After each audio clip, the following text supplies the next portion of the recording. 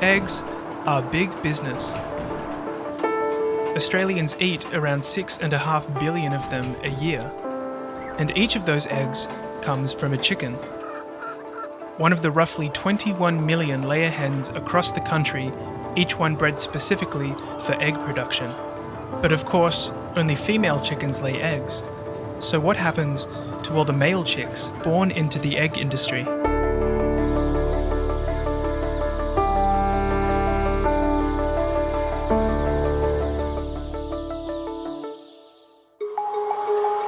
Over the years, the chicken industry has developed two very different breeds of chickens.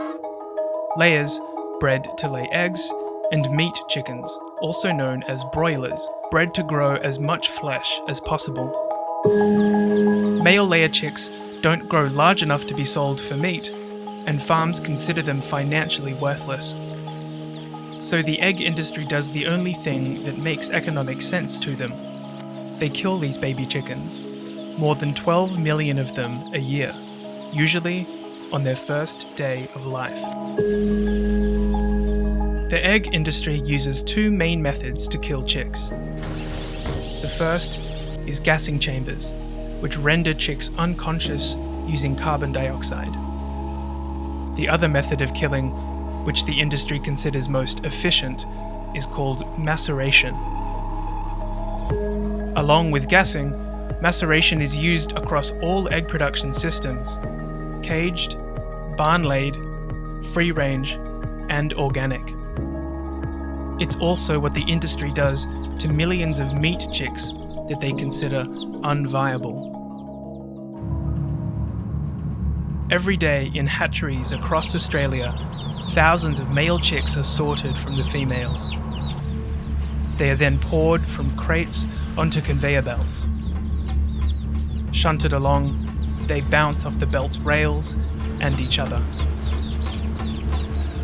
Finally, they drop off the edge of the belt, and their bodies are torn apart by a metal grinder. All of this is legal and commonplace. When the egg industry looks at these chicks, it doesn't see living, thinking, feeling beings. It just sees an inconvenience to be dealt with.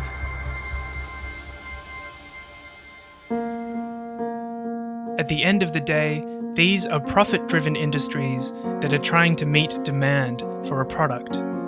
As people buy more and more eggs, the egg industry finds ways to produce them as cheaply and efficiently as possible.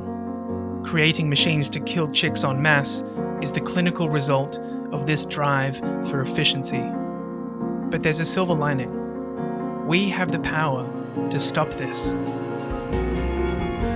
By choosing to eat fewer eggs, or cutting them out altogether and using egg replacements instead, we can reduce demand. This not only sends the message that the horrific practice of chick shredding has to end, it also prevents the violent deaths of millions of chicks.